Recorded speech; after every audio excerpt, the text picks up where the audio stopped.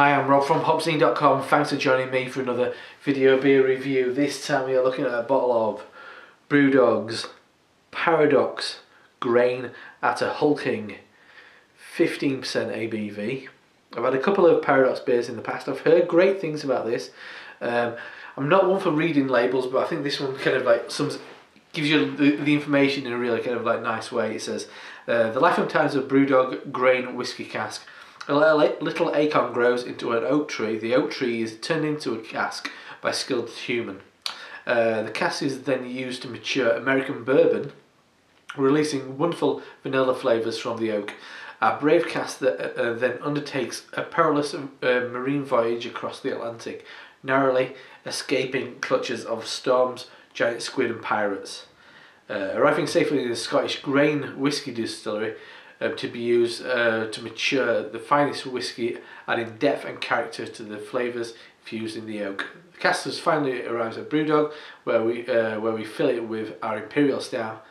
This aging process instills all the vanilla whisky flavours into our smooth, robust stout.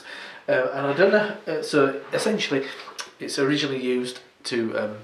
It's American oak, which is then used to age bourbon in, and then it's used in that second process to age whiskey in. So you should be getting both whiskey and bourbon notes in here. One thing I've kind of looked up, I'm no whiskey expert by any stretch of the imagination, but one thing I read was that a grain whiskey is a whiskey, and primarily a lot of American whiskies use something other than malt. So their mash is not 100% malt like a malt whiskey. They'll use other things apart from that, and I guess this is where it all kind of where it becomes a grain whiskey, because it isn't a pure whiskey kind of process, because it's previously had bourbon in it. So there's my badly informed bit of information for you. The last time I had a Paradox, it was an absolute stormer, and I've heard this is one of their best ones actually. So I just had an imperial stout, which were a bit of a wet lace, and I thought I've got to remedy that with something I know, which is going to be an absolute stormer.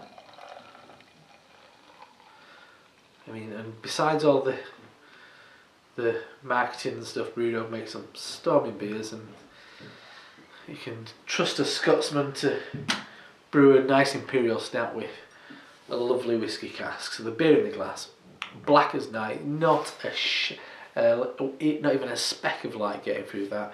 Black as night, nice shiny quality to it. The head, fizzy, kind of froth of kind of like a mid brown with a slightly reddish hint. So let's check out the aroma. Oh my goodness.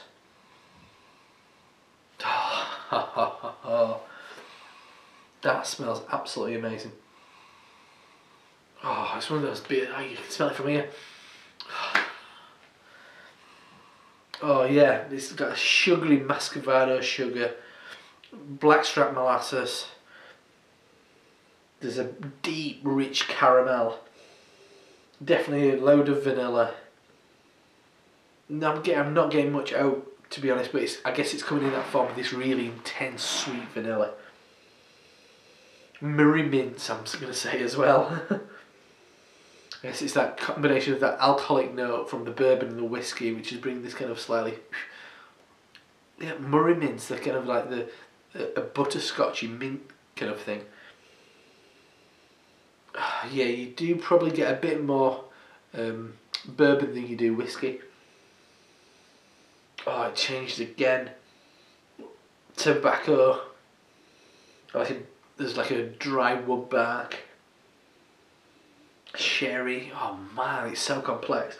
And such an evolving aroma. I'm getting kind of red apples then as well. Oh, it's incredible. Yeah, I mean, initially it was, oh bloody hell, I'm getting dizzy from the fumes.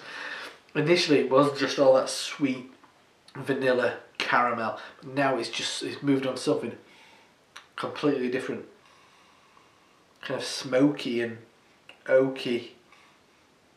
And yeah, red apples. Wow, what a smelling beer. So let's dive in. It's going to be a winner, I'm sure of it. Cheers.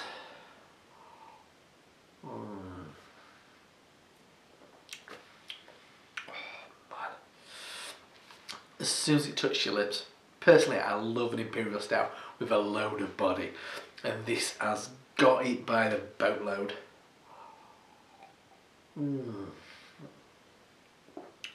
Good brisk carbonation, which is a lovely component of this beer because you've got a load of heavy flavours and a load of thick body. You need a bit of carbonation to keep it kind of like moving along and bringing those flavours around you, around the senses.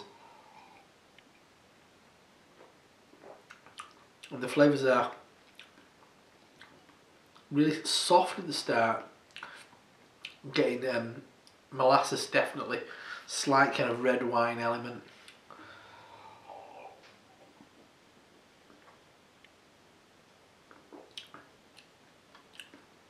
That it is oaky actually, real kind of oak. Then it opens up, intense bonfire toffee, tobacco, slightly carbon note,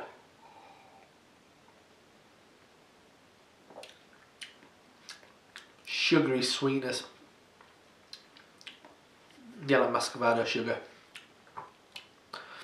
intense coffee, really harsh roast, bit of warming alcohol which starts opening up opening up your sinuses.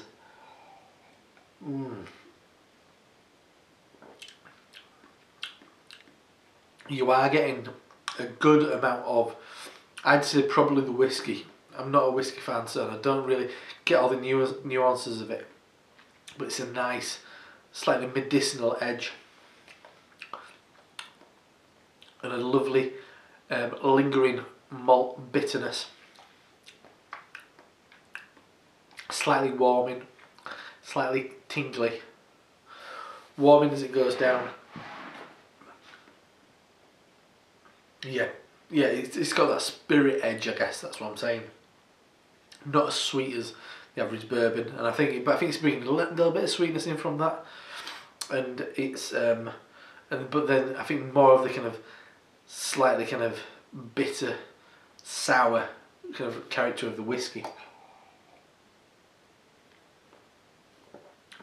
As soon as it even touches your lips, you just sent up into rapture because it's got such full body.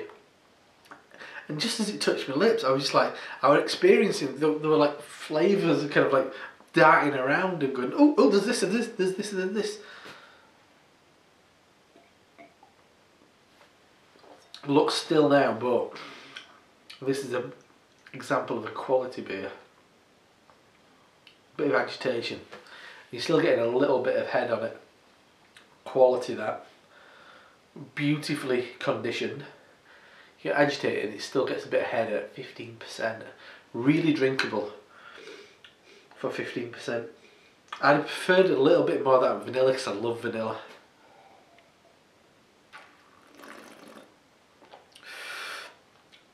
But that is divine. It's absolute stonking.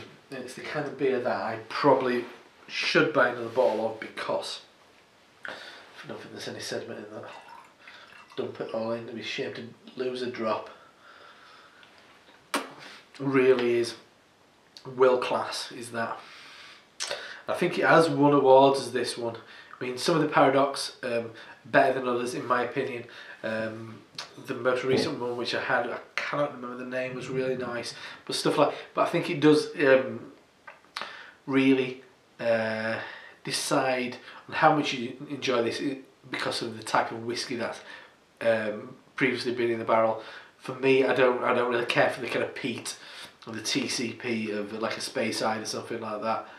But no, it was Jura, Paradox Jura, lovely beer, really intense. But for me, this is kind of moving in towards my preferred kind of wheelhouse, a bit sweeter, but still smoky and earthy and rich and just beautiful.